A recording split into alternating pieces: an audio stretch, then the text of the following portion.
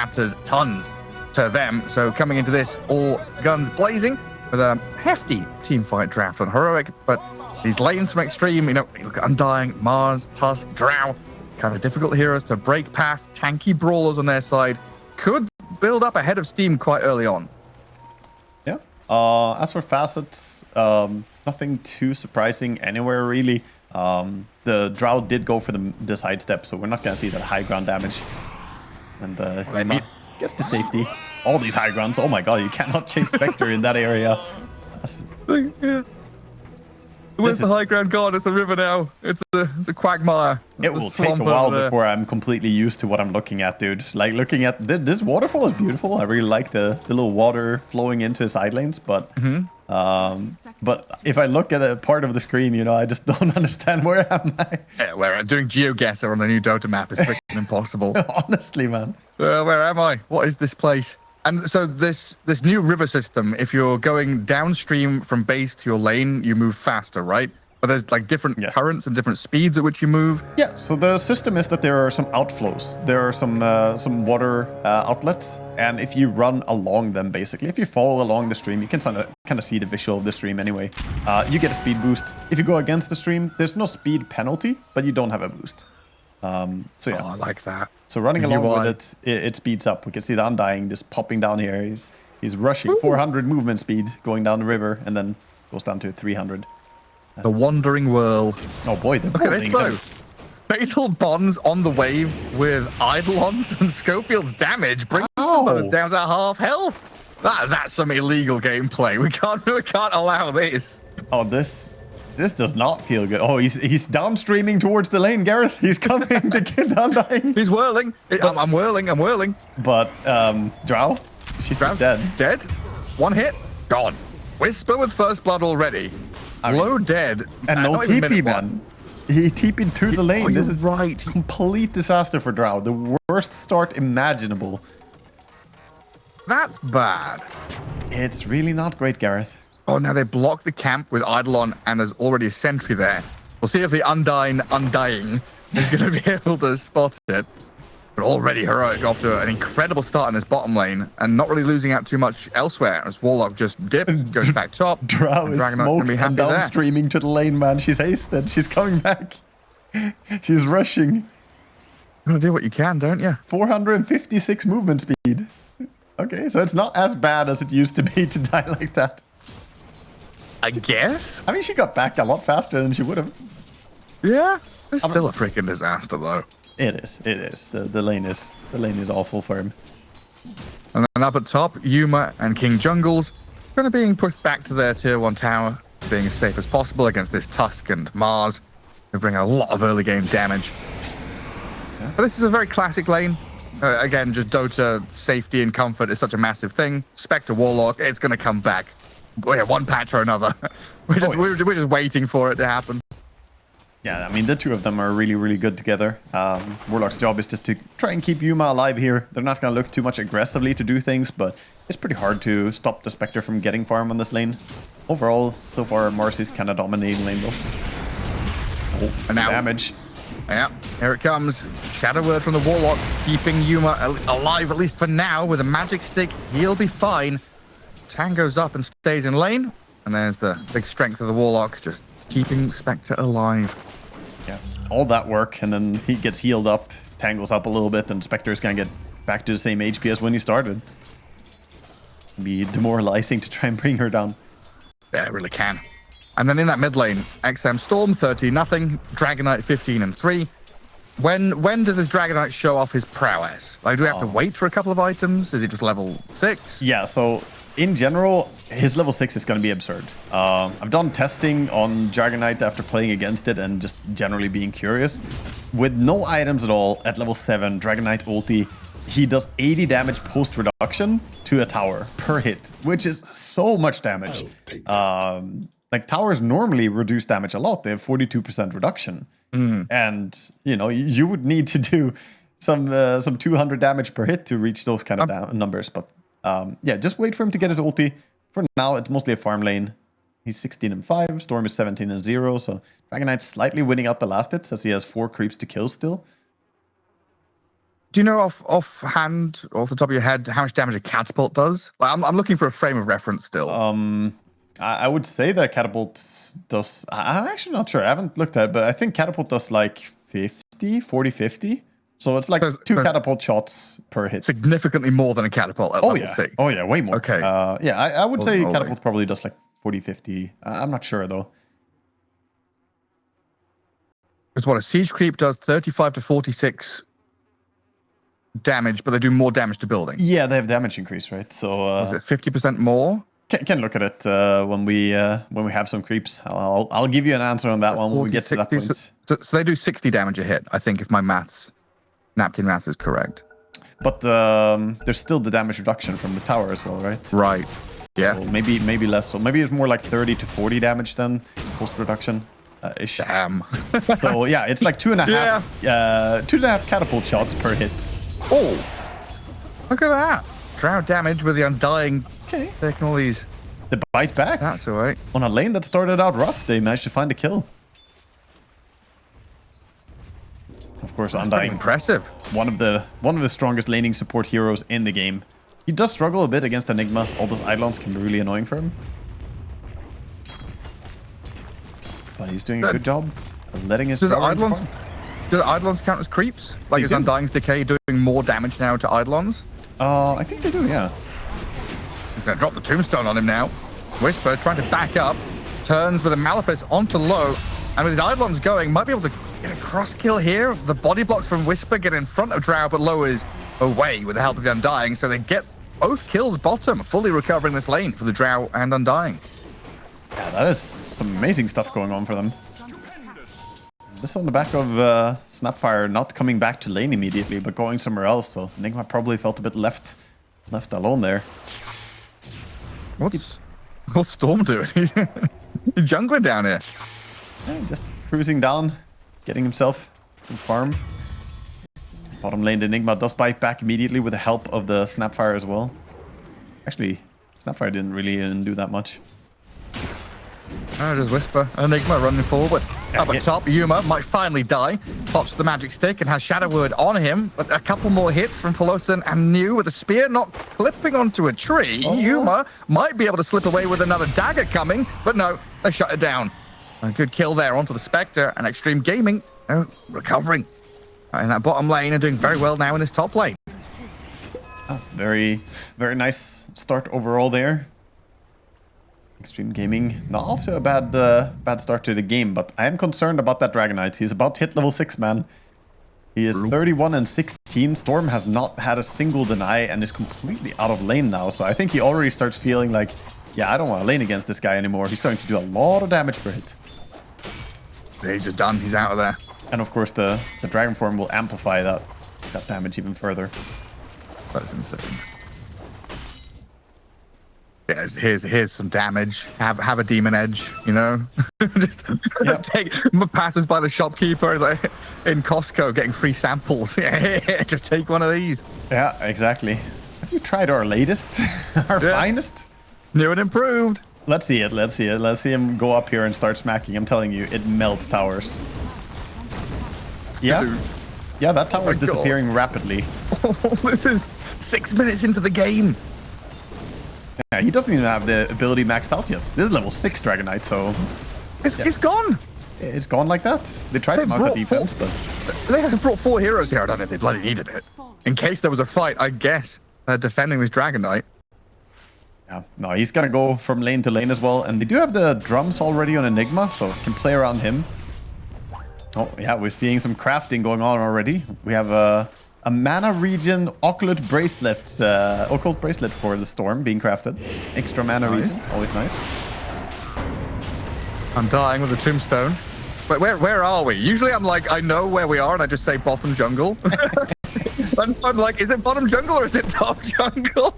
It's down with the Drow and the Undying for sure. Yeah, it sure is. A lot of things have moved. Roshan has moved, Torment has moved, Teleport has moved, and jungle looks different. It's time to relearn everything. Glass. I need some help here, man. Shrine of Wisdom for New. Oh yeah, the changes to these Wisdom Shrines and Lotus Pools. He's gonna get it. He's gonna go and grab it. Yes. Hey! So stealing generally is harder now. Well, are they gonna dive the Enigma? Yeah, if Whisper steps up like this, I'm definitely thinking about it. But now maybe low on the Drow Ranger, a little out of position as Heroic circle this bottom lane looking for an angle. Xtreme Gaming is still in position though.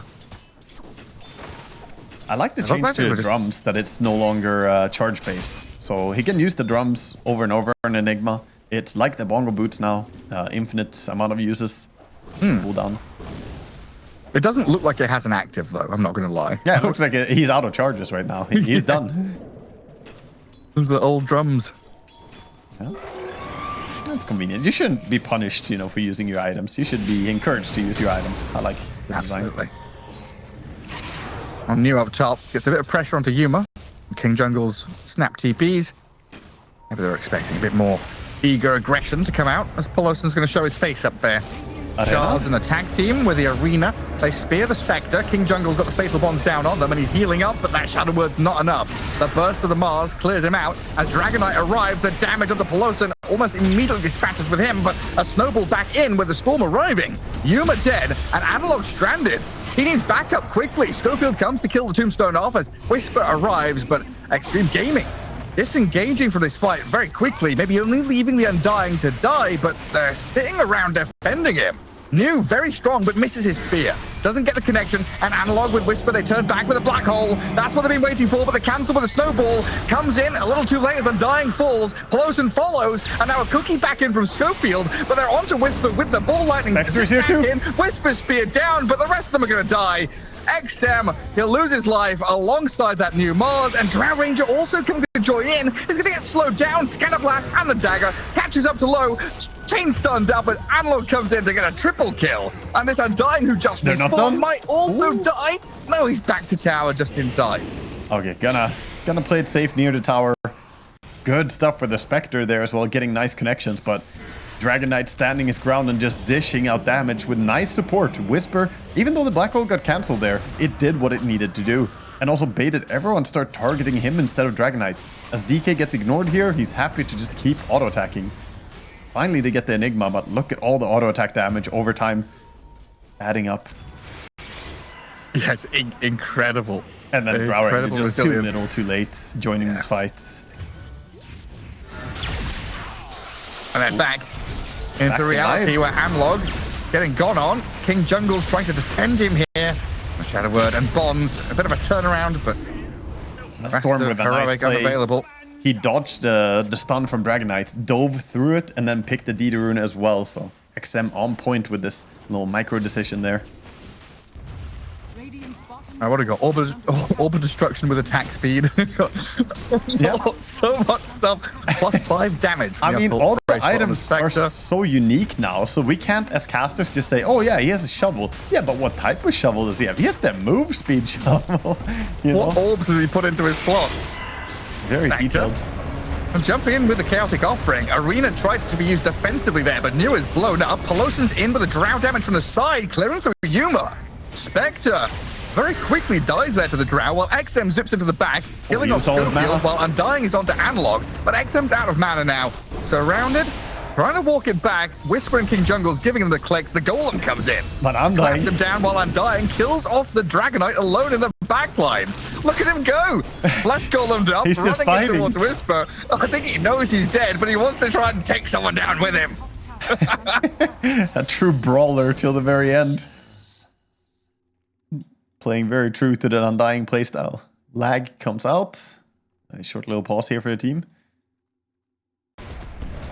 See the replay of how that fight played out. I mean, good silence there from Drow on the low ground. And when Drow is kind of untouched, you see how much damage she can really dish out.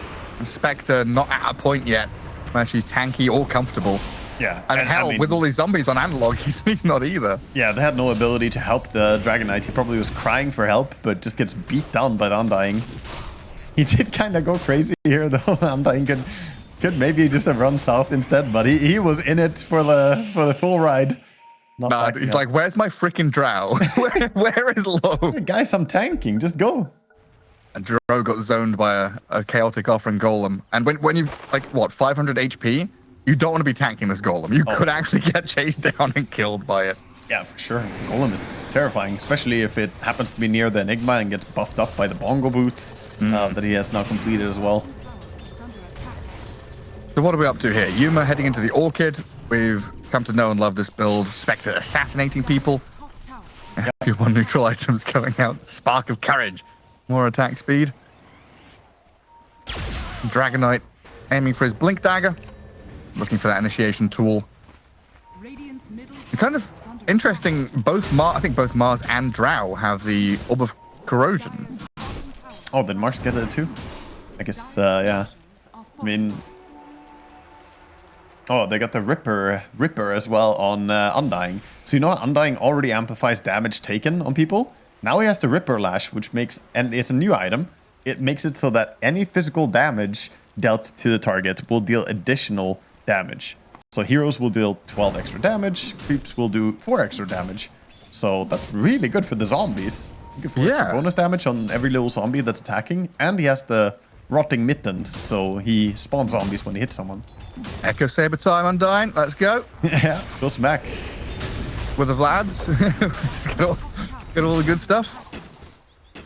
Let's queuing up some normal items. Drow Ranger back to farming that safe side of the jungle while the rest of the team goes and takes that tier 1. So now, you know, kind of looking at the clock, 13 minutes in, we're getting close to that Tormentor time. So this should be when teams kind of ready themselves on the side of the map. It's going to spawn with vision, with smoke, and prepare themselves for this big team fight, which is, it's inevitable, right? Yeah, for sure. There's always going to be a big brawl in this game with the heroes that we have drafted. We can see the smokes coming in already. Heroic, they want to take the fight. And Storm fortunately breaks it, but Dragonite, he's jumped in here. Chaotic Offering dropped to protect him with big bonds. XM dropping quickly, but the Dragonite's the first one to fall. The bonds spreading the damage as the kisses land from Mortimer. Snowball saved and buys some time for Pelosi and Undying, but their lives are going to be sacrificed, it looks like. Heroic trying to catch up to this Undying, but scared of going to the high ground. So in the end, they lose DK and only get the task. Yeah, actually not that great for them using the Warlock ulti as well. So yeah, you did go for the initiation, but Dragonite dropped so very quickly there, jumping into the midst of everybody. The Fatal Bonds is the only reason they won the fight, though. Had they not had a Fatal Bonds, I think they would have lost the fight entirely. Already see teams pinging as well, that they can make plays. The gates are a little bit different position now, but still available, of course. I think it's so good. Webhouse has showed it a couple of times, but that UI when you hold Alt and you see all the little icons at the top, being able to ping runes and Tormentor and stuff, it has a support. It's a massive quality of life improvement. Yeah, yeah. Even if you just don't want to sit there and think about every single timing in your head and look at the clock, you just press Alt. You can see a little timer for how close we are to any of the objectives. You know, Lotus Pools is spawning now. Not the most important. We can ignore that one, but you know the overall timings. I've taken one of those little, cookie clicker elements, right? Every 5 seconds, you're gonna spawn some cookies. Got neutral items. Got Roshan moving, and he's gonna wander over to his new home as it turns 15 minutes. Oh, he has a new animation, by the way. Have you seen it? If someone walks into Roche, he actually has a new ability. You can see it there. Throw. The throw? Yeah, this was in Dota for a long time. We've had it exist, but not enabled for Roche. Because it was used in the Midas mode as well, the whole Roshan kicking heroes or throwing heroes. But yeah, if you walk into him, he's just gonna yeet you to the side. He's not having any of that. So don't block him.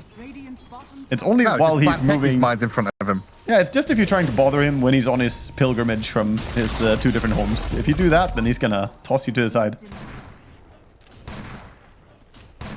Honestly, a little surprised the way this game's been going. Heroic, I felt like they would come in here with a fire and a fury and stomp down Xtreme a little bit, who would be in the dumps in this group stage. But it's Xtreme who are leading. A little bit of failure early on in the laning stage, but they've recovered tremendously well. And now they're actually looking for key objectives with this group up together. While Heroic is back. They have it online now. Could fight. Be waiting for that one, and they'll jump onto XM. Storm Spirit, the target, with a chain slant out of the golem, just enough to bring him down. While in the back, they've got the Mars caught up in that Enigma black hole. And Undying Well, he gets a kill. King Jungle's dead, but trapped in the shards. And it looks like here the Dragon Knight and the Golem going to bring him down. Just like that, the click of the finger, Heroic throw the kitchen sink at Xtreme Gaming and destroy them. Yeah, the little nullifier noises, I think, is it from the Ripper Lash that we heard? Because it's like looking around like, huh? Do we have a nullifier in this fight? I don't think so. But I guess the neutral item has the new sound effect as well. Good jump on their Storm there. Even though they were on a nice wraparound, Xtreme Gaming were just a little bit off position for this fight. And losing Storm immediately pretty much makes the fight impossible. They lose too much damage without him. Yeah, it must be... Oh, the Brigand's Blade is back. Very good. Yeah, it is. With 60 attack range. Oh, it's nice for a drow. Get some extra range going. Oh, Essence Ring. Oh, magic resist. Nice. Yeah, it's always interesting. Gonna be very hard to stay updated on what everyone has. Meanwhile, Undying has an Essence Ring with movement speed and 100 mana base. A lot of Essence Rings being picked by the players already, as of course it's a very nice item, being able to give yourself HP.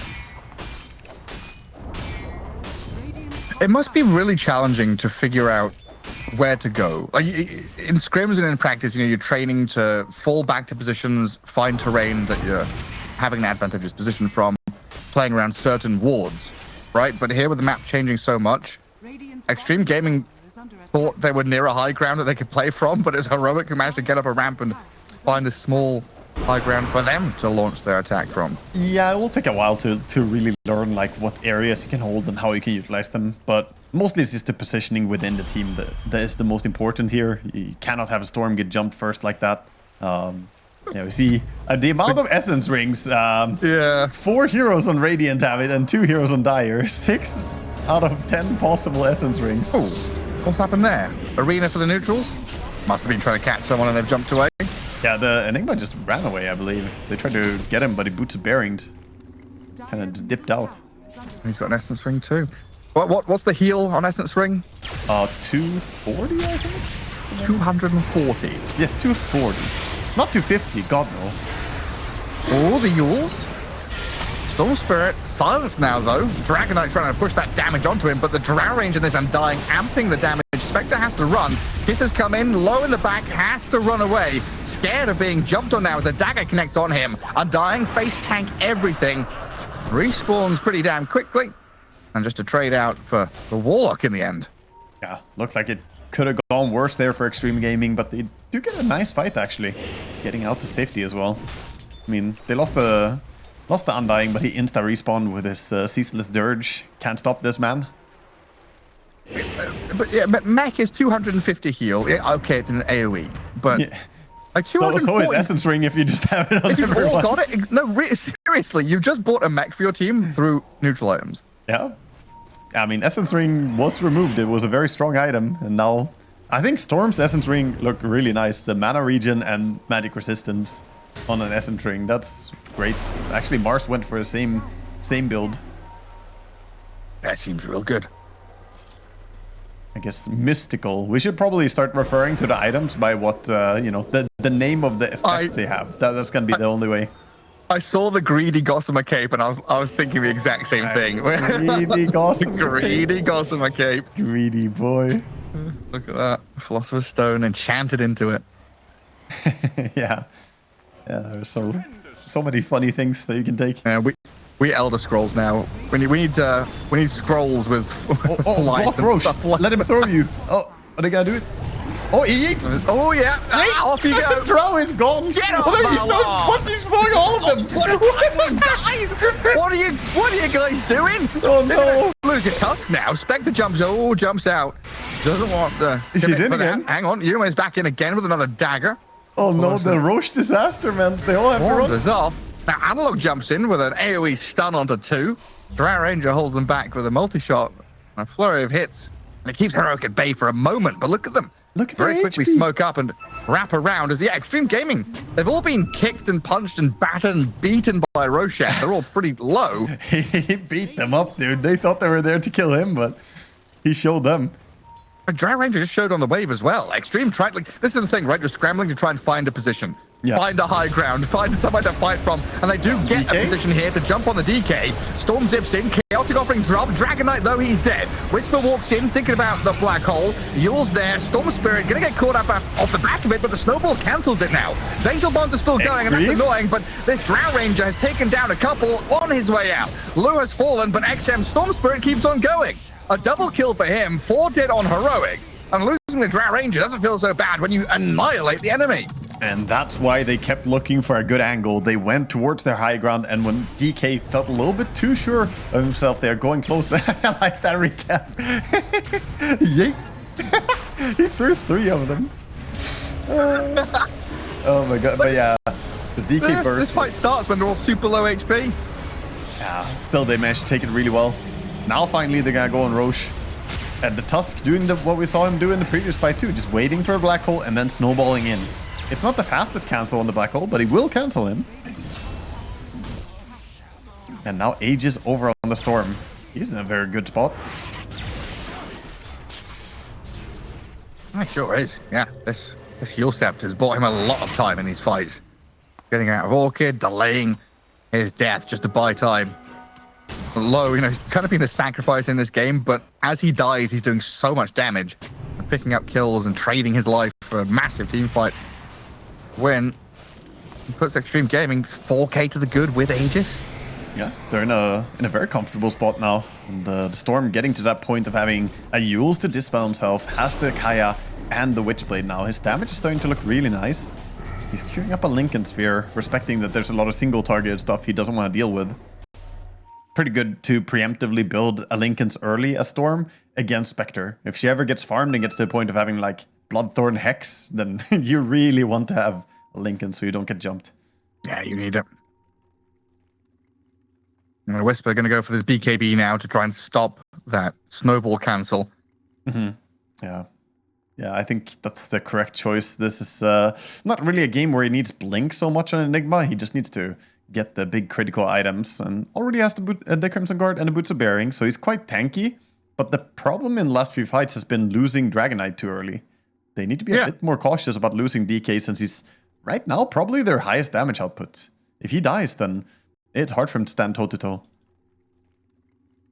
And honestly, he's their best source of killing Drow. Since Drow has like 27 armor, you want to get that DK on her with the magical damage so he can actually bring her down. Yeah, he's just their highest net worth hero as well. He's been jumping into the middle of 5 and New has exploited that every single time. These little creeps, man. A marsh mage. Damn. It looks like a carp or I guess kois are carp. Yeah. Or is it a catfish? Half fish, half man. So these are the croakers. You get the marsh mage and the croaker. All of these different neutral creeps in the river have the riverborn aura, which is the thing that gives movement speed and outgoing damage increase in an AoE to stuff that's in the river. So Chen can get this as a convert, and in general you could have these. And there's a lot of river on the map now, so it's not that bad, honestly. Fight in the rivers. Fight in the marshes.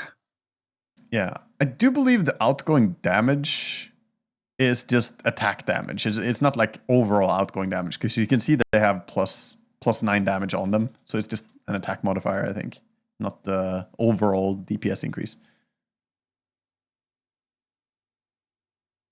As in it doesn't affect spells? Yeah, no, I don't think so. I mean, I haven't tested it. It's very, very new. It could be that it affects spells, but since we see it as a bonus damage on the creeps, I believe it's just, damage, a damage aura simply. Because when I read it first, I was like, oh, that's going to increase all damage? That sounds so good. But it reads as all damage, right? If it doesn't have a... Yeah, but if you look at the creep, it has bonus damage, but it doesn't have bonus spell amp. So that leads me to believe it's only attack damage. That's a good spot, yeah.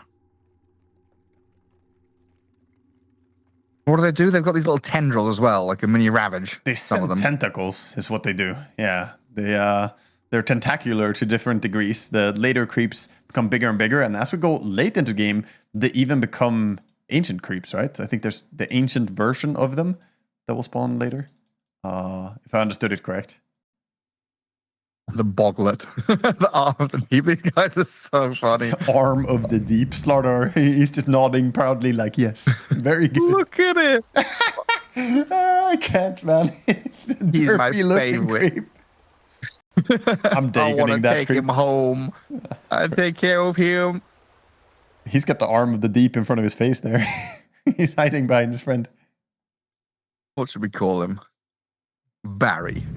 Oh, right. Barry There's the Boglet. Ah, never mind. You have the ancient. There's the ancient camp in the river as well. I've been missing this. There's the ancient marsh mage down here as well. Mm-hmm. Right. So the ancient. It doesn't evolve over time. I thought it was like the camp will start spawning ancients later. But it's just a regular large camp, ancient camp kind of deal. Yeah, it's just an ancient camp. Gotcha. But yeah, he can generate a barrier, by the way, this guy, the ancient marsh mage. A big barrier. And you know what I think about barriers. Barriers are very strong in Dota. Barrier strong, yes. See, barrier Waka earlier said, what do you say? Crystal Maiden was looking good. I opened the Crystal Maiden patch note, quickly read it, saw the word barrier, and I was like, yeah, I agree. Gareth was like, yep, that tracks. Yeah. I mean, I'm disappointed we didn't get to see a Crystal Maiden pick already because her facets look really good. They took away her facets, gave her 2 new ones, and both of them look cool. 35% spell amp or getting barrier on Crystal Nova for yourself and your teammate, and CM getting twice the barrier. It just sounds very strong in laning stage. Wepas seems to think you were right about camps upgrading.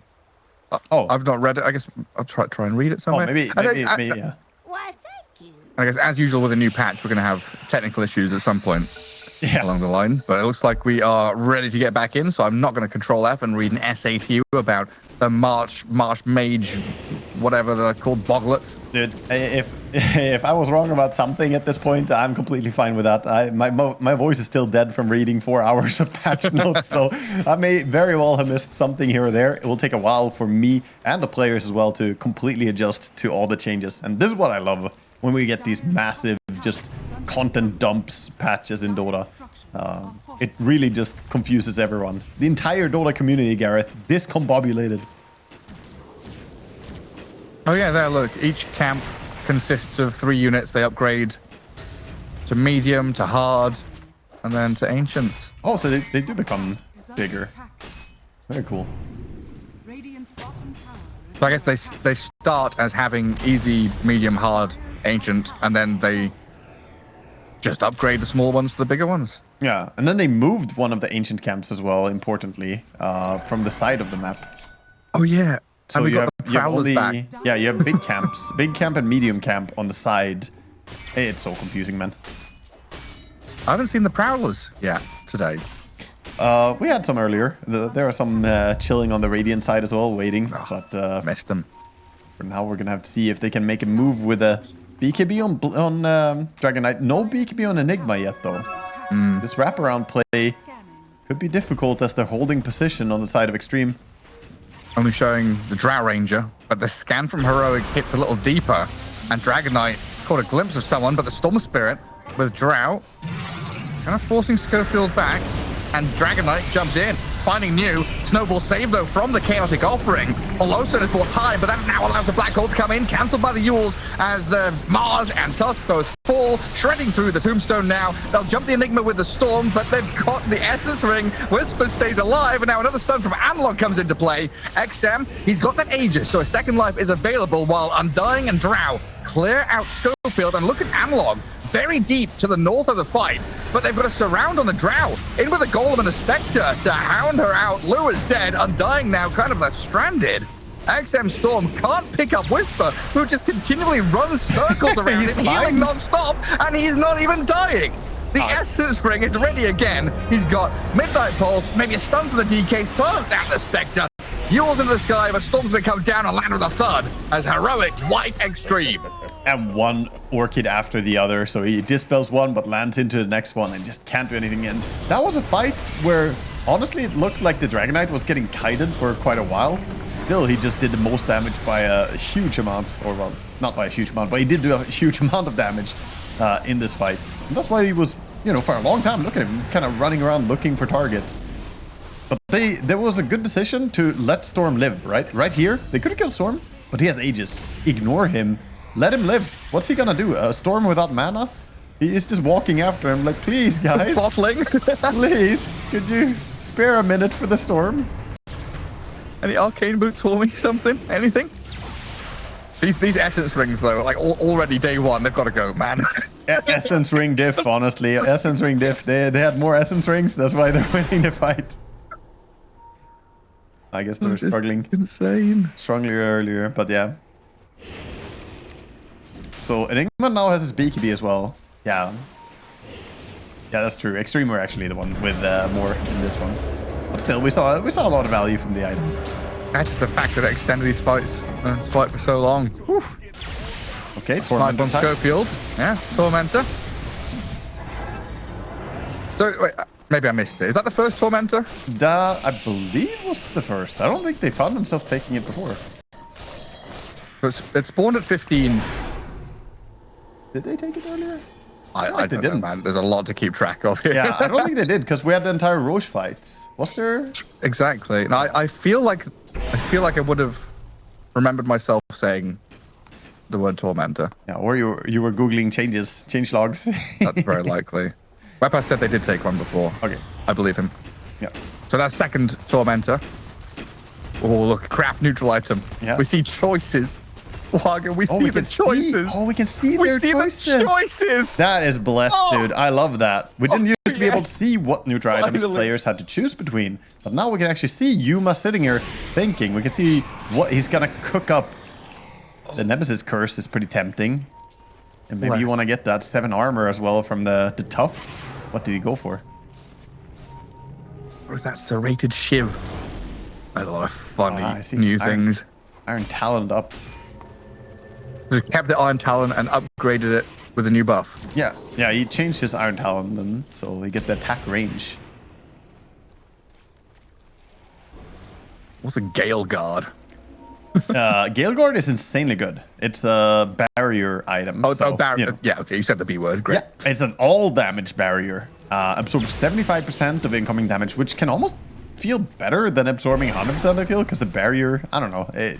I mean, 100% would be effectively protecting you more, but it's more deceptive, I guess, when the barrier is only taking some of the damage. Mm-hmm. Either way, it really is very, very strong. It gives a lot of survivability. Well, we find ourselves after a team fight victory from Heroic and then a bit of a lull here.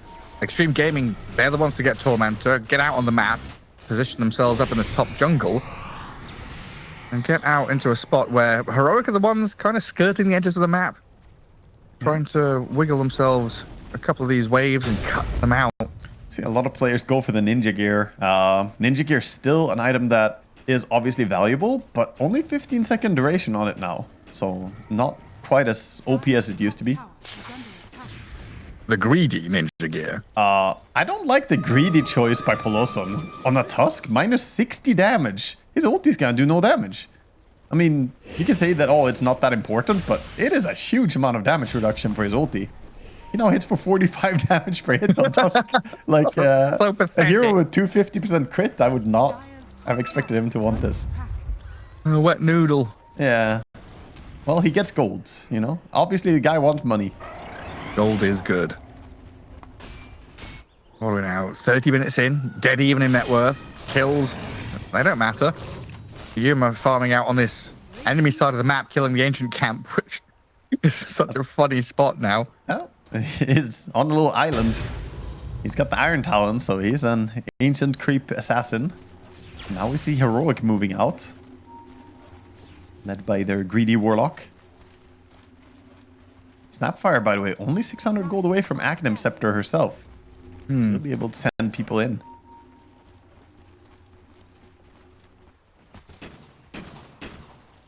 Spectre's about to go under Radiant Vision, though.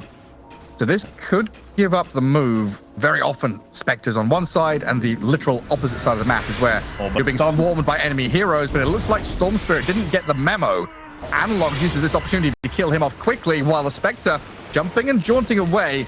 Snowball too far. Undying and Tusk now out in the open a little bit here. Could get swept through by Heroic, who start charging forward. TP's out, Undying, Tusk, Mars, and the Drow Ranger barely getting to safety in the fountain. The TP disjointed the stun. That was very, very close. Dragon Knight stun was in the air, and that thing usually connects when you throw it. It's quite hard to dodge. So they get out. They didn't lose more. Already losing Storm, though, does concede a little bit of map control. So we see Heroic now pushing out, and with Roche respawned, could be a moment for them to go and take it. They still have Golem. They still have Enigma ulti. Only thing is that Dragon Knight is on cooldown for a little while, so maybe they want to wait for Dragon form. The pings. Get her. Oh, we can't. And we now have Blink on the Enigma too. So another ability to have that first strike into battle. Yeah. For rest of items, no massive surprise. The Mars really needs his BKB, by the way. He's 250 gold away from it, and this Roche fight is brewing. It does not feel good for New. And Yuma keeping Xtreme on their toes. He got pulled forward. Snowball the Spectre, didn't he? Yes. Oh, that's unlucky. Yeah, it kept going towards the Spectre after she jumped out. Tough times for him. And now, difficult to hold this Roche position. Tusk dead for 40. I think they're just going to start taking him down. There's a lot of pings from Undying there. Those are the kind of pings that say, I'm going into Tombstone, you better follow me. But a Dragon Knight to jump back across to them. BKB popped by Low's Drow, backing up away from Analog, who now stuns and stances the Undying, so no Tombstone to come out and play. While in the back, New, he's got the Arena and the Spear down, but King Jungle's healed up, Whisper BKB's up, charges in towards the Mars, and now Yuma arrives to pummel into New. Not finished up just yet, does get a bit of heal back off the God's Rebuke, but Analog has harassed Drow and Storm away from this fight completely, so they need the shards to block off the advance. Pelosin might be the one to die here as he's going to snowball back in towards Heroic. Hand himself over, nice blink away to attempt to dodge and juke out, but he's dead. At least he kept the rest of his team alive, but Roshan still belongs to Heroic. He kept his team alive, but he's dead for 70 seconds, and no big ulti was expended, so this gives Heroic a great chance to go and push. They still have, well, they used the Snapfire ulti, but they still have Warlock, they still have Enigma. Fantastic timing for them now to play around. And again, just unfortunate the Tusk rolling forward there at first, losing him made it very complicated to contest the Roche. Lincoln's is complete for the Storm at least, so, you know, he's got his survivability. Lacking a little bit in kill potential with the Yules, Lincoln's, and the barrier item, neutral item. It's pretty defensive oriented, so he struggles to kill some of these heroes. Especially the Warlock, who we saw in last fight, getting jumped, but Solar Crest plus Glimmer Cape, you know. It worked before the patch, it works after the patch. It's invincible. Ooh. What's that little item that Spectre's got in Quick Buy? Skadi's changed? Yeah. A frosty orb? Yes, exactly. Now I have Skadi with the Frost Orb. So, you know, Frost Orb, a new item. They changed up the Orb of Venom. It doesn't slow anymore. Instead, it does more damage. And Frost Orb is a separate item. So it has the slow and the HP and lifesteal regeneration reduction, etc. We were talking about all this the other day, weren't we? With the Splash Orb, the minus orb. Bring back back in Dota. The cleave. I kind of miss the cheesy things you used to be able to do with, like, Pugna Decrep. Oh yeah, decrep yourself, and then you could attack if you had an orb attack. Yeah. You could go Deso Pugna and auto attack people. Deso Pugna was so funny. Uh-oh, they're in vision. Gameplay. They see New. Right under the nose, there's DK. BKB'd up, charging forward. They find a bonus target, drowning the Invis, trying to sprint back. Tusk jumps over, tries to force that low away. And it looks like that's enough of a gap here. And Heroic.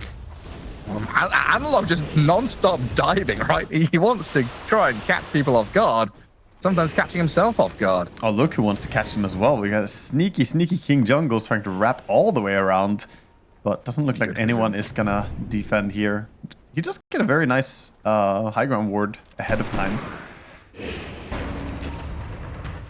My favorite kind of smoke. Yeah, Smoking plays one sick ward, yeah. Yeah, that one game-winning ward. Yeah, so I know that ward is going to win us a team fight. Just play into it, boys. See what Storm hooks up. He got the ceremonial robe, so status resistance, magic resistance down. And it's timeless as well, so he has spell lamp from it.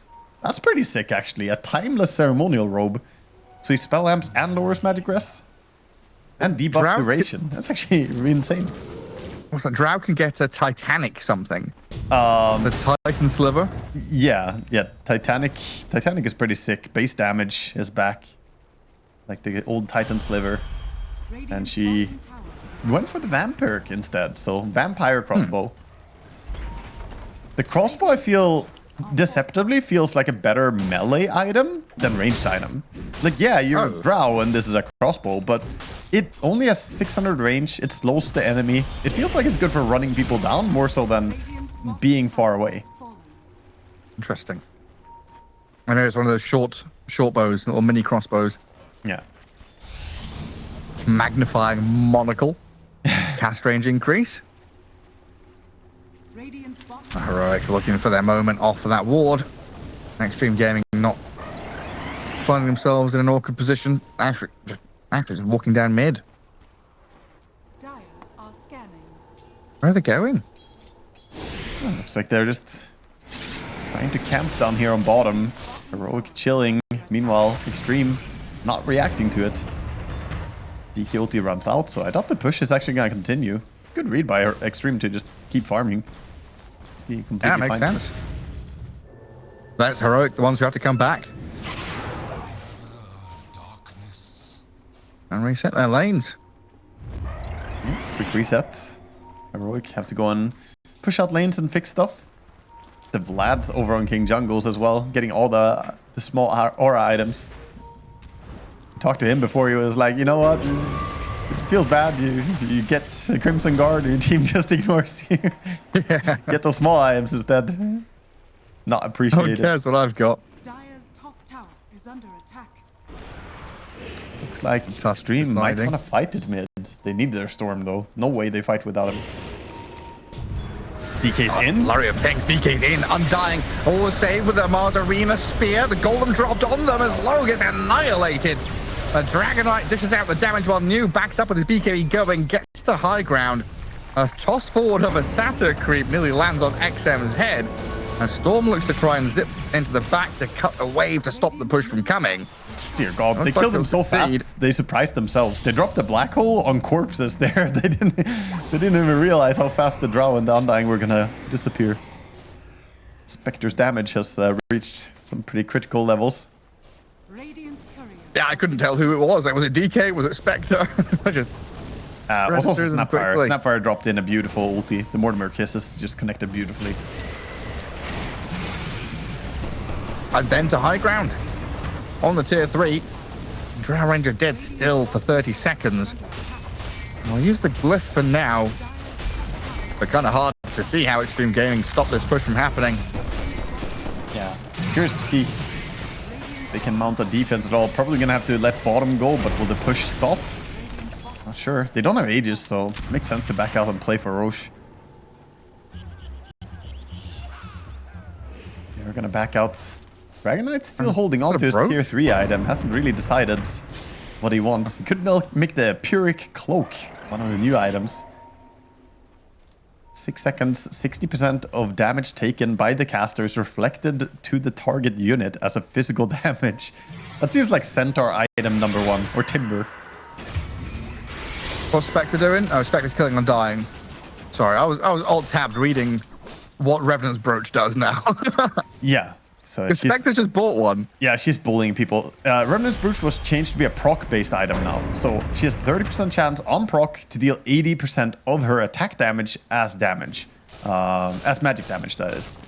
So on top of the regular auto attack. So it doesn't turn your attack into magic, but it makes it so you might echo some magic damage onto it.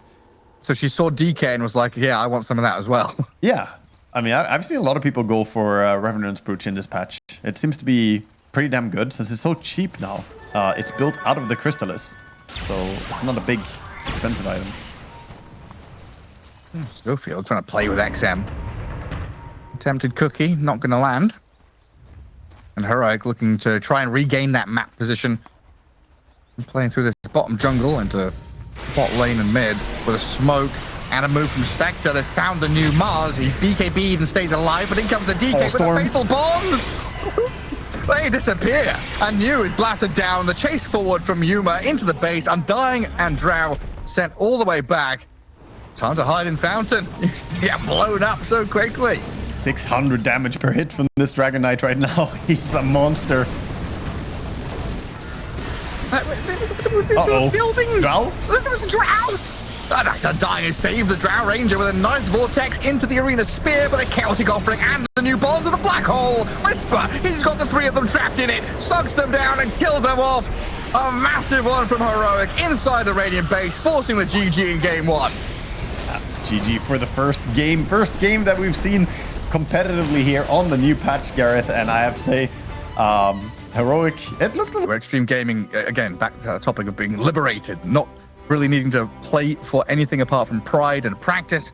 We'll see what they're able to do here, as Low is on one of his signature heroes. Lifestealer coming back into the meta in a big way even before this new patch, and he's back on it again. Yeah. As we'll see how he lanes with this Undying He's the new facet. hero. Look at that. He's the Flesh Feaster. It's a new facet in joining us here in Dota. So Feast's max HP per hero kill is increased. So hero kills are going to give him up to 55 HP per kill. Max HP. That's a lot. And then he also has Open Wounds cooldown will be refreshed if a unit dies while affected by Open Wounds. So what I'm hearing is Dagon Lifestealer. Yes, last hits. Give me all the last hits. I mean, unironically, you kind of want those kills now. If you're in a fight, you definitely want to get the last hit. You do, yeah. Yeah, Radiance Burn isn't going to cut it anymore. We need raw damage. We need to go back to Armlet Deso. Yeah, and we see Jakiro, of course, going for that Ice Path facet that we talked about a bit before the game started. Icebreaker. An exploding one, yeah? Yeah. It's also just a longer duration now. You have the full 6-second duration of Ice Path staying on the field, so it kind of acts as a little fissure. And then Magnus, with diminishing return, already shockwaving XM as he's down in the river, gets a crush out onto Yuma, but the damage, it adds up from these 4 heroes. Another hit required, another shockwave. Something coming here to drag XM back, but a well-timed crush, not enough to save him, sadly. First blood there for Schofield. Hang on, King Jungles, though. Jumped on by this Pango and Snapfire. Paulson and New at least getting a trade. Yeah. Schofield running at them. Whisper sticking around for a little while before deciding to TP top as well. Not a bad start for Schofield playing on the Skywrath Mage, getting a bit of extra gold. He's gonna head out to his lane as well. They're a bit late to a top lane. Can always be difficult when you arrive so late. Why is his Lifestealer on fire? What? What is the crazy cosmetic you have? Oh, I don't know. It's crazy, isn't it? Is this the cosmetic? Dear God, looks wild. What's Lifestealer's lore again? He was like a wizard in a prison that joined bodies with some kind of ungodly beast. Maybe the wizard set himself on fire before joining the zombie ghoul. I think wasn't he the creation of the wizard, and now he talks about how there is no master because he broke free from the control of that wizard. Oh, maybe, yeah. I think he was like a Frankenstein's monster kind of thing, you know? We need slacks in here for the Dota lore. Yeah, I'm not nerdy enough on the Dota lore. I'm nerdy on the Dota patch notes. He's definitely reborn in a dungeon somewhere, but there's a wizard, there was a dungeon, and some kind of foul beast. Yeah. Unless there's the result of it. We skimmed through it. Slardar against Ember mid. Oh, King Jungle's down bottom's got to try and make a quick scalper away from this Pango and Snapfire. But I want to look at this mid lane, because quite often through Dota history, there have been ways to counter Spirit heroes. And Ember Spirit, I find, often gets the raw end of the deal. Whether he's being Huskard or Necrophosed, or in this case, is Slardar a counter? Usually melee versus melee? A bit, definitely. I think the lane will become a little bit harder for him if the Slardar gets to the point of having power treads. But Ember should be doing quite well here. I don't think it's super hard. You skill up the Flame Guard as he's doing. Correct understanding by analog. If he gets Flame Guard, Slardar has no way of breaking it, and that's a lot of AoE damage. So he still doesn't really want to lane in a direct way. He's pulling the creeps behind the tier 1 tower. Gonna be annoying for Slardar to deal with, as the next creep wave will be kind of missing. Yeah, such a kind of a difficult lane to go head on into. You don't want Slardar to drag you down into the depths of the water with him. Quench your flame. Yeah, Go play behind your tower. need to be a bit cautious about that for sure. But Ember getting good CS for now. Both of them farming quite well. And putting the Pango bottom, I think, was a better matchup than having Slardar having to lane into Ursa. Ursa and Phoenix does not sound like a good time. The attack speed reduction would have destroyed Slardar. So it's a smart way to get the lanes better set up for your own team. And then you've got double escape abilities, kinda, with Swash and the Cookie. I help the shield as well, of course, from Pango. Very true. Very true. He doesn't really get worried about jumping away. It's always easy for him against the Ursa. Well, Ember, Ursa doing very well early on with their last hits. Magnus dragging behind a little bit alongside Pango. But a pretty close early game here as we see XM really starting to lay it on pretty thick. Analog getting hit and bashed. Did he go and too close? stunned and clicked the final touches there. He wasn't expecting that. Oh, it's so difficult. Ember, you know, did a good job manipulating the creep wave overall until now, but that kill... Oh, Chikiro, have you overstepped? Taking a bit of damage. Yeah, low chase of the Scarif back. Like you said, very low armor. But then we've got this skewer across from Whisper trying to finish off the Undying Jakiro, but puts himself in an awkward spot now. Being munched on by this lifestealer. Blood grenade from Schofield, really desperately scrambling for that kill before Whisper dies. Maybe in the last neutral hit, camp, get it? maybe the Ghost will get him? Nah, Low is there with the last hit, the bonus coming out of that Flesh Feaster.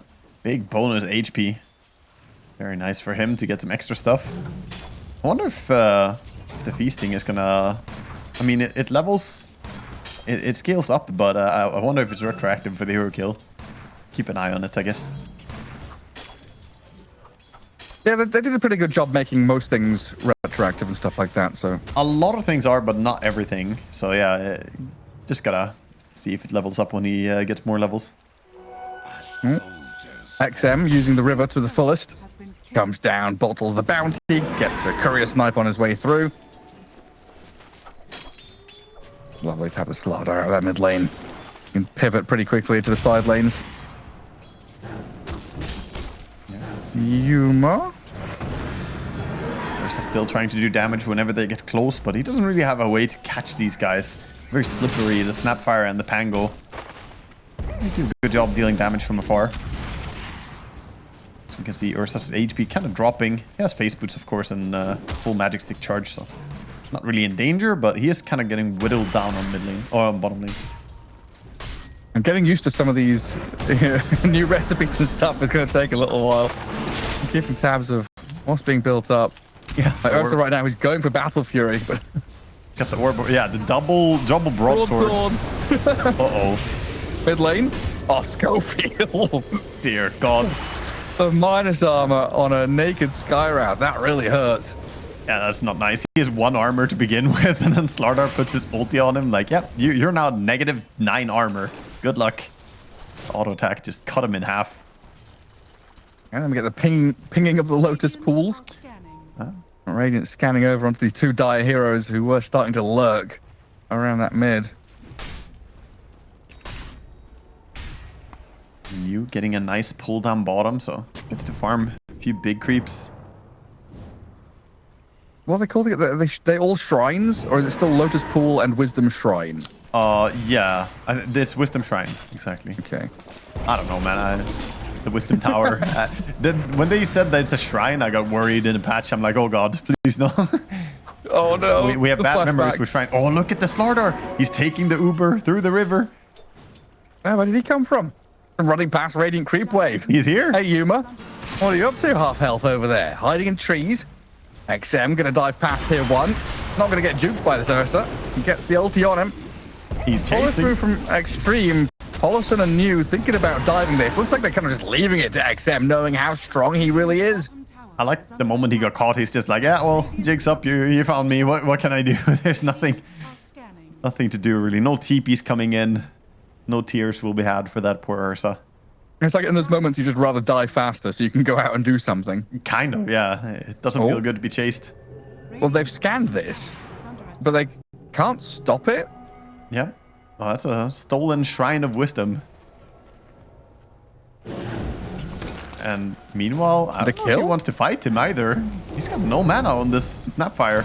No, there's no regen at all. Ooh, the tower King hits. Jungle's under the tower, dying to tower hits on his TP, surely. And he's going to finish him off. Paulson gets it with the help of the creeps. Yeah. In the end, the Pango was there to take the experience at least. Gets his level 6 from it. And the other one, I assume Heroic got that as well? Dude, that Ice Path looks so good. I don't even know if they took it yet, the other one. Is it still... Oh yeah, they did take Whisper it. got it, yeah. Yeah, so they got the experience advantage.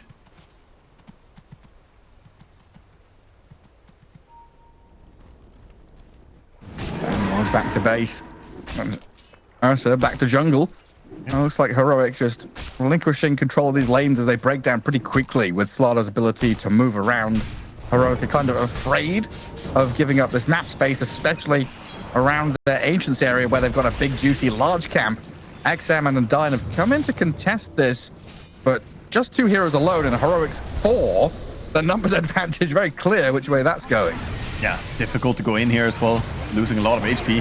Uh-oh. And Log still The Ice has a Path. couple of remnants, but he's just dead to Ice Path and Cookie. And now with Lifestealer here too, you just have to run. No Ember. Whisper has ulti, but can you get out of this? Yeah, he's going to try. Skewer XM across. And Whisper holding that RP, doesn't want to spend it frivolously in this mid lane as it's Xtreme Gaming who then bring the numbers back in. They just need ultis. They don't have Supernova, they don't have Skywrath ulti, so no point in using his RP if he doesn't have damage near him. So they do get robbed and lose their Ember. Ember comes back in. 0 points in Searing Chain yet though. Since he went for this Flame Guard build to deal with the Slardar in mid lane, that means that he can't really set up for his team in these fights.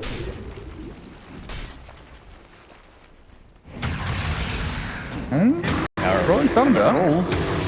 It's pretty nice from New, but Ursa within rage, rather tanky. There's some follow through and backup coming. I think We'll he see got if New him. needs it because he's got a ton of damage just pummeling this Ursa into the river. And give it up for New. Saw a solo kill, went for it, got it. Very good play. Then Arcane Rune. Anlov's going to grab it. Undyne trying to guard or deny it, but sliced down with a sleight of fist. But look at them. 3 heroes are scared of XM. He shows up and he's like, the river is mine, actually. Yeah, they don't want to fight him right now, and understandably so. The Slaughter is very, very powerful this early on in the game even. And once he gets the Echo Saber, it's going to be the real power spike. Right now, he doesn't really have an item to play around, but with Echo Saber, he's going to smack people. Lifestealer also just being aggressive up top. Whenever Whisper gets too close, starts dealing damage to him.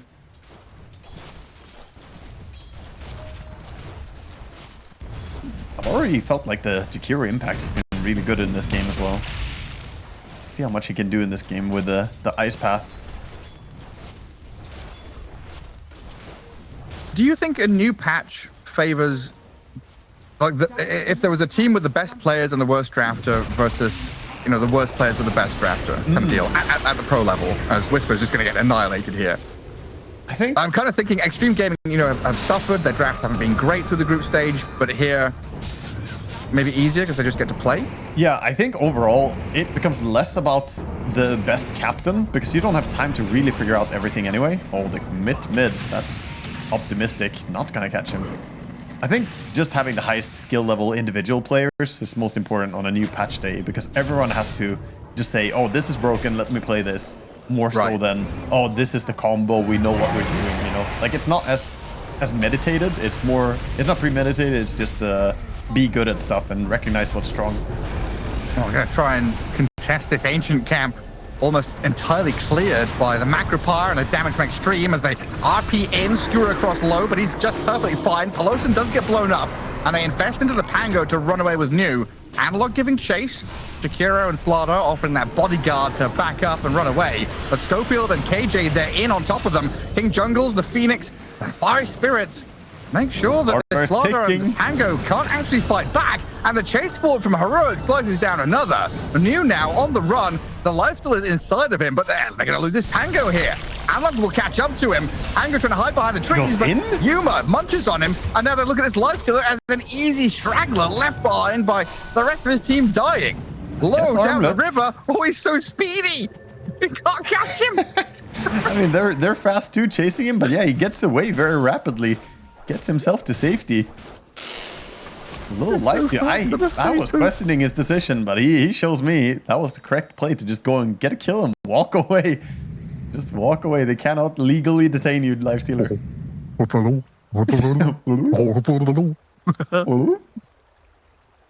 Did you used to collect frog spawn as a kid? No, but No? no, Little baby tadpoles? no, I didn't. No, never. I had a friend in the military who used to get frog legs and carry them in his pockets whenever he was hungry. He just eat raw frog legs. Delicious. He would love to eat these guys. A high level of protein, I'm sure. Yeah, yeah. We had survival week. He was like, Oh, what's yeah, happening here? No, he's dying. Mystic Flare. Oh, he gets the roll up though as Whisper misses out on his initiation. Looks like a bit of back and forth there between Xtreme and Heroic in that bottom jungle. yeah. And then back to the important task. Looking at creep camps. Looking at the adorable little guys. So Pango went for Yule Scepter. I thought he would go for an Echo Saber, but Yule Scepter first item to have a dispel against these supports. Very understandable. Important to have a way to save yourself. And meanwhile, we have Slardar queuing up the Glimmer Cape, because that's one of the big things, right? In the patch, we looked for different things, different updates. I looked at that Glimmer Cape, and it didn't really get nerfed, so we'll probably see a lot more of that. Did it get touched at all? I don't think so. I think it was completely unchanged, right? I believe. Let me use my favorite two Yeah. keys on the Control keyboard. F. Control F. G, L, E, M, M, E, R. Glimmer. Oh no, I hate it when they've got... Wait. There's one Glimmer and it's added item targeting effects. So the only change to Glimmer is that Yeah, you it's know a who visual. cast it. You can see when it's used. Big. So King Jungles is creating absolute insane space here. He's just saying, okay, you can chase me. He's gonna pop... okay, he's trying to get away, but Yule Scepter stops him. Yeah, trying the Sunray TP trick in the enemy base. He draws the attention of 2 or 3 heroes. And he stole Snap. the wisdom before that, so Yep. he's happy. They got the double wisdom again for Heroic. 0 wisdom runes so far for Xtreme Gaming in this game, who are ahead by all other accounts. They're 5k gold ahead. The Slardar and Lifestealer are dominant forces, and they're going for an early Tormentor. 15 minutes, they're on the Torm, and look at the gold difference this makes, man. It gives so much. Also, and look for the alleviation. Now you get healed after you take the Torm. So Oh, yeah. there's a little alleviation there. Honestly, I didn't see it heal much. Do you have to stay there? It's like Siege of Serenity, I guess. Yeah, like Verdur's Dale. You got to sit in the green, the glorious green. I didn't see their HP change that much, to be honest. And probably not worth sitting there for too long. Radiant's middle Yeah, good early Tormentor. Back to Hello, the voice. Boglet. It looks so derpy, man. It's those bulging eyes. Yeah. It's like, I just know that they're sitting there with their long tongue licking their eyeballs. That's what they do. You've got to moisturize the eyeballs. And getting absolutely pummeled by Slardar, apparently. That's what's happening. No. Tearing through these croakers. Leave the Boglets alone. Okay, so we have our nice observer looking through the different neutral items that we've had in this game. See what they go for. A lot of brawny choice. As we saw, 4 of the Radiant players chose the brawny buff for the extra HP. 2 of the dire ones as well. HP is never bad. No. Raw health. Oh, we had this conversation, right? Raw health, just tanky, strength, melee heroes in general have been on the upswing the past couple of years. Oh yeah. So New is farming aggressively, but has that Yule Scepter, and he also has some friends nearby. And Vision. They see Schofield, they saw Whisper. They both saw each other. Radiant Ward spotted him, but let's see if anyone can get the jump. What a weird position to fight now with the waterfall. Yeah, it's like where's low ground, where's high ground? There's a freaking waterfall and a river over here. Ember Spirit's going to go in and break Vision with his spirit out there. He does jump away, but it looked pretty close to New actually connecting with the first Rolling Thunder stun. A bit jumpy, perhaps, from that Pango ulti, throwing it out. We don't have a blink on the Slardar, so he cannot really follow up or set up for the Pango ulti to connect. Meanwhile, the Ursa has happily been farming away, and I don't really want to say the Ancient area anymore, as there's only one Ancient over in the triangle. The 2 camps on the left side, and then the big camp in the Ancient. We're going to have to start numbering jungles, man. Oh, dear boy. I mean, how many I'm numbers gonna are we farm gonna... jungle 7. Yeah. You go farm jungle 4. Dibs on jungle 9. That's fine. We don't have zones. It's like, we're going to go attack the green zone. Affirmative. Yeah.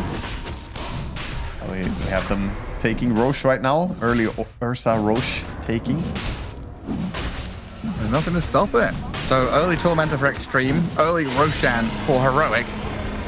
Yep. Oh, you got the Iron Talon with Vampiric. I was wondering how he takes Roche so easily, but he got the Vampiric buff on his Iron Talon. That's why he took Roche so easily. Yeah, every little helps. And then back in the bottom jungle, it looks like they finally made a connection here. Whisper alongside Analog. Get a kill on the Jakiro, not the largest of targets. But they might be able to give Heroic a bit of map space down here. Xtreme Gaming have done a great job planting themselves in this bottom jungle and river and kind of making it hard for Heroic to play there. Yeah. I appreciate Jakiro for going the Searing Signet as well. Very true to his hero. If all your abilities burn the enemy, then make sure you get a neutral item that also burns the enemy over time. So instances of magic damage from spells over 40 ignites the enemy, causing them to take damage. I wondered, do you think with these rivers and like changes to the map and stuff, the tier 2s are now maybe easier to defend? Slightly easier to defend. As there's a little bit of a high ground there and the low ground before you close up on the tower. But on the other hand, you know, there's the potential to go around. I'm not sure. I guess I could see it go either way. Invulnerability for Schofield for a couple of seconds. Yeah.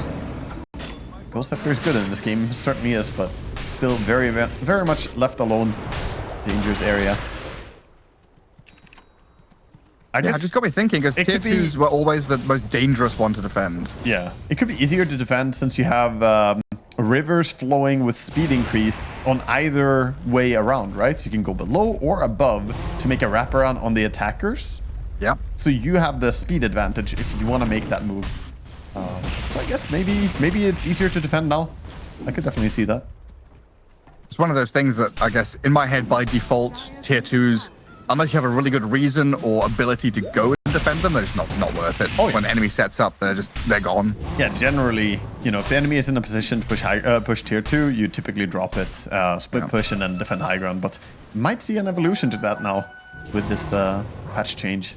The currents of change. Yeah. The meta has What have we seen wandered picked as up? the river has. Ursa after Aegis, he's got his BKB. Blink over on the Snapfire. And King Jungles, Yule's up here. Mew's going to chase him down and kill the Phoenix, who is, you know, by all means on the wrong side of the map.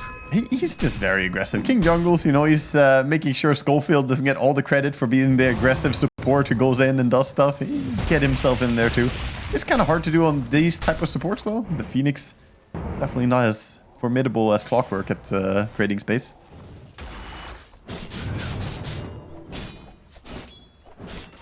Still Xtreme Gaming in the lead though, like you were saying. Out ahead with the net worth. Starting to feel stronger and stronger. And but Xtreme finally get themselves a Wisdom rune. We're on board, got the first Wisdom. Radiant's middle tower is under attack. finally, Radiant's 21 minutes later. fortified. Yeah. Playing around lifesteal right now, they are very, very strong. I'm trying to roll onto Whisper. A Remnant across. Analog. And defending the Magnus now as Slaughter comes out. What an Into his Whisper RP. though with a nice RP on the two cores with a Mystic Flare. They've killed off Lifestealer before they had a chance to react. What? That's Xtreme beautiful. Gaming got sucked into that by Heroic. Yeah, they really did. A little bit over-eager, feeling strong, but just get baited in, and Whisper saw the easiest RP ever there. Gets two valuable core heroes who are just walking forward. Yeah, Slaughter reveals himself there, and they've not kept that blink cancelled on Whisper, which I felt like they were continuing to try with New. Also, pretty much perfect that Skywrath within range to cast his ulti, Ursa within range to start laying in the auto attacks. The damage is definitely there in the RP. Is under attack. And this Aegis, that fight, has put Heroic back on a pretty level playing field. Under attack. Xtreme definitely were a bit over-eager into an Aegis in particular. Like, the fight went south, but you weren't even close to winning the fight considering Ursa had Aegis and, you know, that was going to be a difficult fight no matter how it takes shape. Why is there a wolf camp there? Just wolves on there. Some random wolves to kill in the southwest corner. Yeah, make sure you kill them. Or leave one of them to remember what happened to his family. I'm alone. Poor guy. Look at him, he's struggling. He's recovering breathing. though. He's rebuilding. The HP is ticking up, Gareth. Half a health a second. He'll be yeah, fine.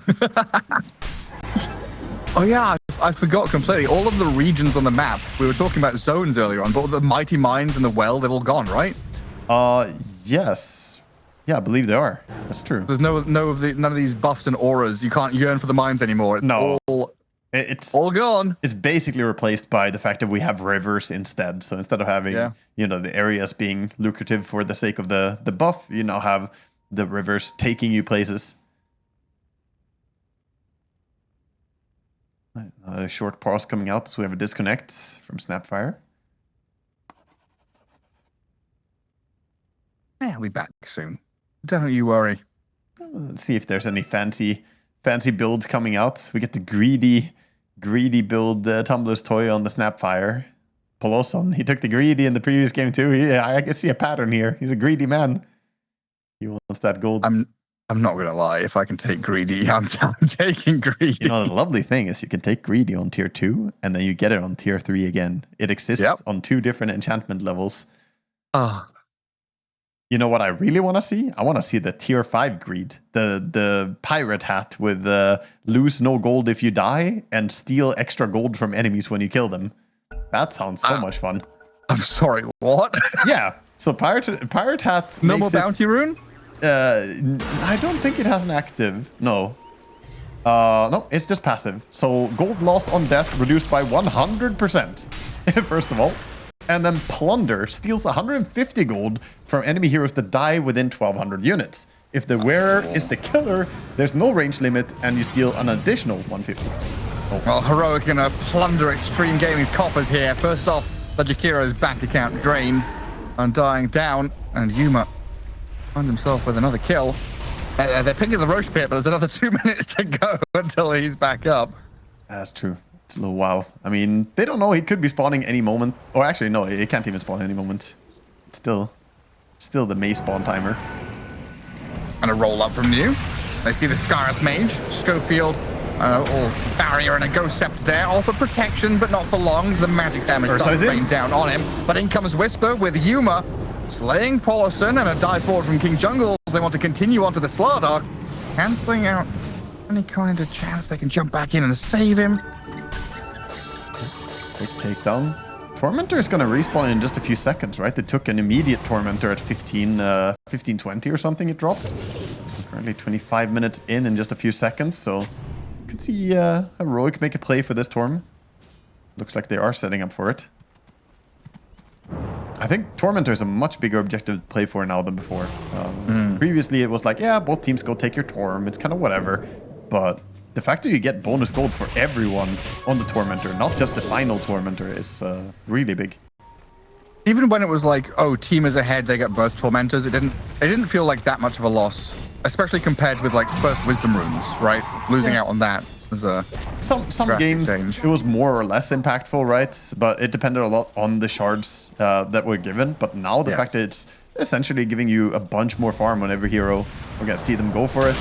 Right now, 1k lead for Heroic, but after Tormentor, it's closing in on a 1k lead for Xtreme. Just swaps like that. The value. Yeah, pop straight out.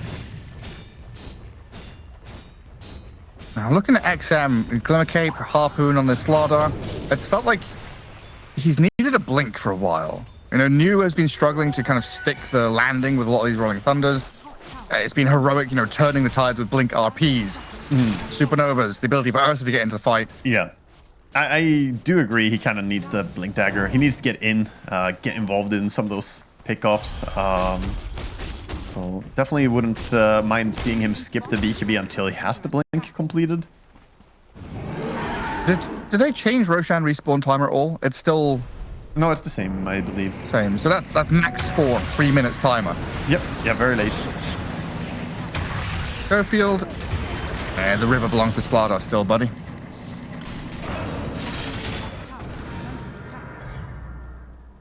I do manage to get a tier 2 top, though. Difficult to go into. Roshan may be alive in the top pit. No, he isn't. I'm a spectator. I know that he isn't. Funny that we get the same tooltip as the players. Wait, what? It spawned now. Oh, Roshan just spawned. The timer is definitely off for us as spectators. Then. No, that's bugged. And wait, what? Low just done. Low? He just got RP'd on mid lane. He was completely alone pushing a tier 2 tower. His team was over checking Roche. I'm so confused about what's going on right now. He probably was confused as well. Maybe he thought he's durable, but with the Monkey King bar and serrated Shiv, this Ursa has like almost guaranteed True Strike. He's proccing a lot of True Strikes, and Lifestealer cannot rely on the Radiance for survival. And Schofield walks in, breaks smoke, walks back. Wait, what and a fight in comes XM walking into the middle of all of them, just being annihilated. No blink, no BKB, while Whisper jumps into the back, trying to skewer through, and they kill off Pelosin. Whisper picks up a double kill, while Yuma takes down Undyne. Well, I mean, it And was Roshan, already... he's alive. It was already painful before losing your Lifestealer, but now they gave away the entire team, minus the Pango, and Roche still gonna go their way as well, so... this was absolutely enormous. I don't know what happened with miscommunication of Lifestealer being alone mid. Maybe they were, you know, babbling the same way we were. Some yapping going on. Suddenly you lost your carry. Yapping.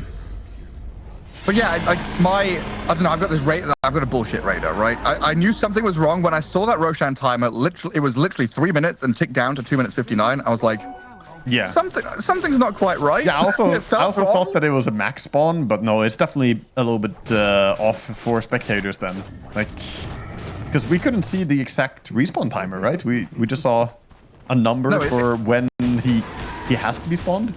Yeah, it said he will spawn in 3 minutes, right? Yeah. I don't know, maybe I'm missing something. Same, but that looked funny game. We'll see. Well, you know, way, if there are little bugs here and there, it will be worked out pretty soon. I believe that you know, new patches like this big will definitely always come with some issues. Yeah, either way, it's the outcome that matters here. Ursa has Aegis. Heroic have the teamfight victory. Xtreme Gaming have slipped up and lost their lead. Now it's 4K to the good for Heroic. Yeah, start to see a bunch of these tier 3 neutral items get finished up.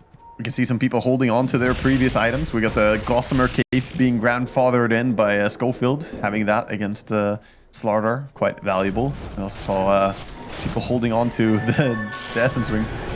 King Jungles. Looking for stuff. Oh, we're going to TP. XM RP'd in the river. Slardar cannot speed away. He's completely controlled up there. It's starting to get difficult for them to fight back. After losing the Lifestealer mid, they lost all their authority over this game. Suddenly it's Heroic who are completely in the driver's seat. With the Aegis in hand, it's this dodge mode for Xtreme Gaming. The farm rate is just accelerating so quickly here. It was very competitive not too long ago, but now Ursa 20k. He's 4,000 ahead of his counterpart in the Lifestealer. Ember Spirit's overtaken everybody else. Magnus is up there, while Slardar and Pango, two heroes that aren't the best at keeping up when they're not able to fight, are definitely struggling. Oh, they're definitely trailing behind a bit. One nice thing for them, I guess, on the side of Xtreme is that they have a lot of farm on their Snapfire. She's 12k net worth. Like, he's 4,000 ahead of the other support pack. So he's working towards an Aghanim Scepter, has the Blink and Force Staff.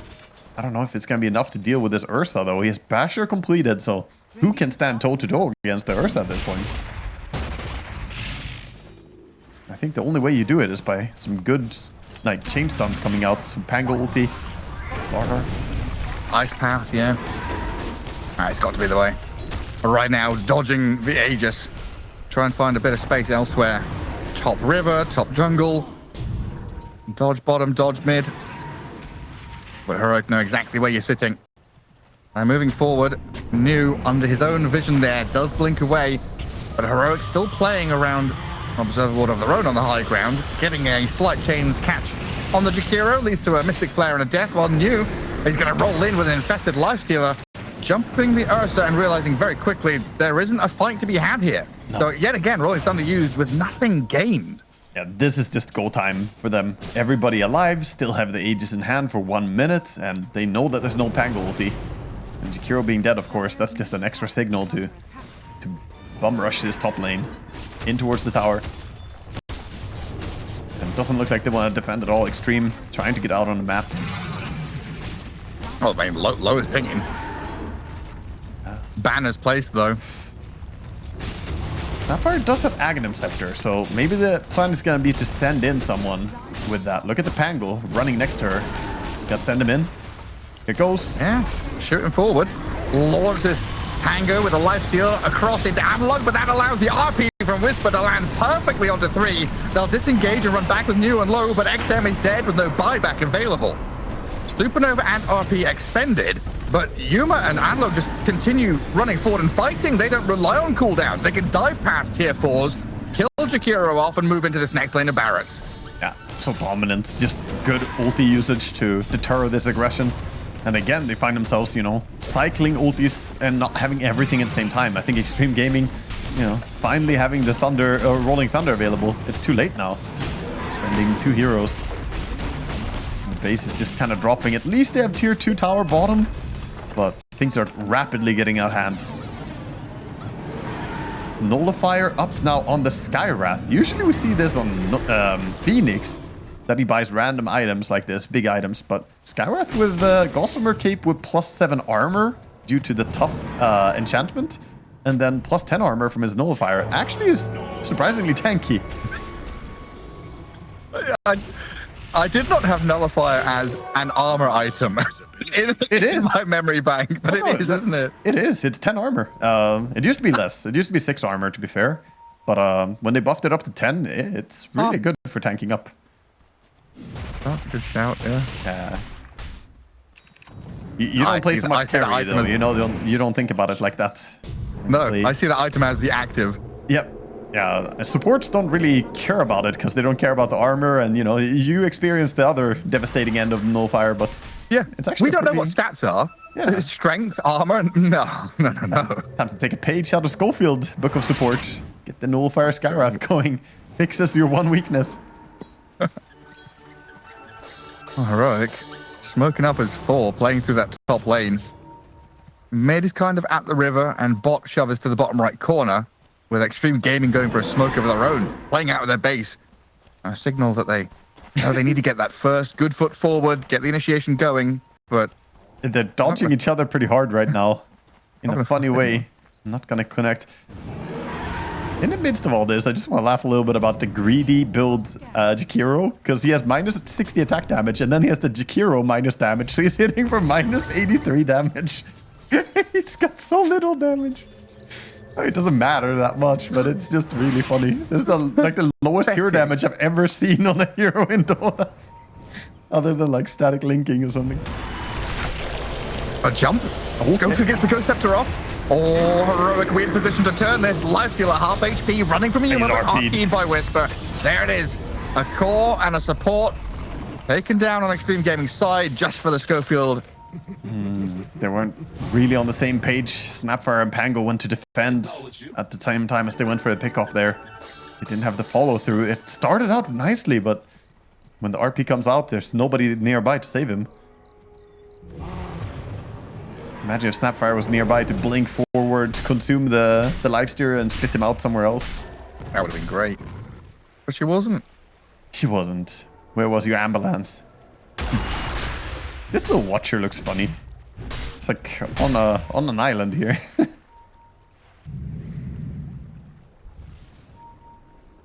Yeah. I mean, it's a designated watch spot right there. Oh god, it's already time for Tormentor again. Tormentor, number 3. Dude, they did all 3 Tormentors this game within 38 seconds. Like, total timing in between them. That's impressive. 35-38 was the timing for the 3rd Torm. Teams were very on point. And the others were Xtreme as well, right? So it's both teams. Oh, yeah. Yeah, they took turns. It was Heroic, then Xtreme, then Heroic again.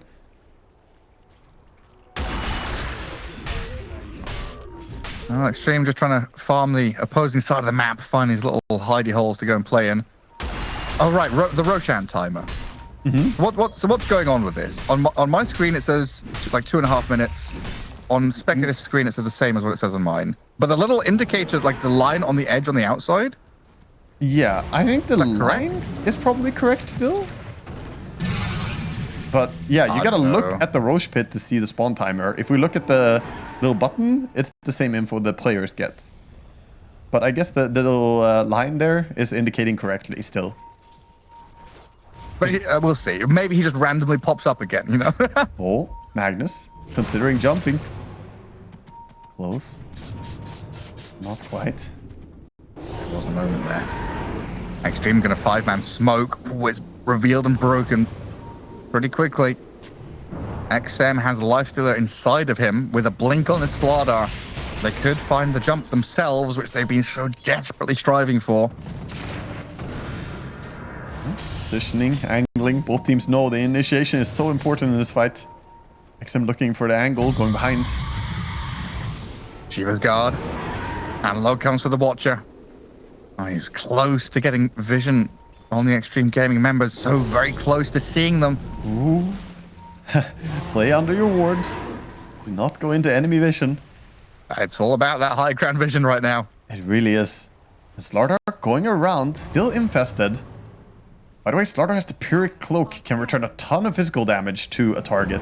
Very good item on this hero with the Amplify. I guess the Ursa too. They need to get on the Ember in the fight though, I think. Either that or catch the Magnus first. Oh, a minute away from Roshan. It looks like this timer was correct. Xtreme Gaming, not in a position at all to cut waves or push the map. They just want to try and hide their positioning for as long as possible.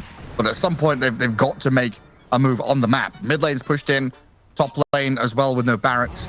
It's going to be a problem for them. So it's Heroic who have all the time in the world to wait for this Roche, you know, another 30 seconds, another 5 minutes if they really have to. It's not actually 30 seconds, is it though? I think the timer is still slightly... Is it off? correct? I wonder. We'll see.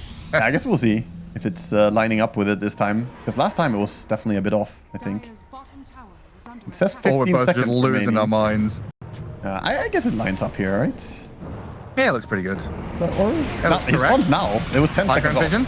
The jump in. That's the Pango, the blow up. Schofield, KJ both dead. The buybacks come out. Ursa, though, is going to turn with a bash and a cleave. Ooh, he gets away. Low, very low, but they don't get the finish. Sleight of fist, remnants forward. Analog cannot take him out. New's going to escape back to the right-hand side. They chuck something over towards Analog to slow his advance. And Xtreme Gaming, a good burst of activity to get a couple of kills and a couple of buybacks. But in the end, Roshan and the Aegis still belongs to Heroic. Yeah, still though, double buyback. Definitely better than you could ask for when you're this far behind. So get some good kills, good gold from these kills as well. And while you do lose Aegis, of course, I still think they took that fight really impressively. And it gives them enough gold to get towards some key items. Slardar is going to be able to buy his BKB before the next push comes in. So he feels ready. And Pango, I believe, has the full Octarine core coming out as well. So there we go. Pango going to be having a little bit more impact next fight. He's played a really good game, by the way, on New. Even though he had a few ultis that didn't really connect, he's still 5-1-4 in a very, very difficult game. Yeah, with I don't know, kind of a out of left field build. You know, not this Diffuse Blade or Aghanim Scepter or auras and stuff like that. Like Yules into Blink, very utility focused. Then this Nullifier Octarine, lots of spells. Yeah, he adapted to the game and bought the correct things for the situation he was in. The Yule Scepter was mandatory, I think, playing into Skywrath, and yeah, he just made the right choice. Ursa now feeling confident with the Abyssal, the Aegis in hand. Looking for whatever jump he can get, but still his team not as confident perhaps with the buybacks missing. Refresher RP is available as well, so they can double RP in the next fight.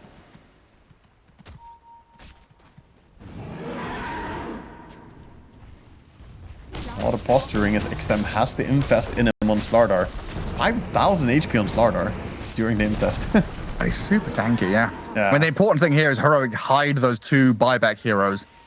Phoenix yeah. and the Scarth Mage, they've got to keep themselves tucked away in the fog as best as possible.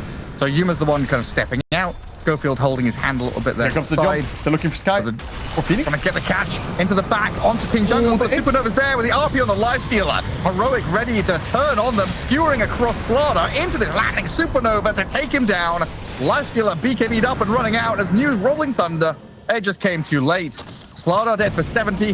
The match here from Whisper as well is going to skewer and RP the Lifestealer right in front of the Ursa. That was smooth. And heroic, beautifully done. That Whisper with nice reaction there, and that was so close to the egg getting him getting bursted before egg. Buybacks coming out from Jakiro, but still no Slardar. Such an important hero to this lineup.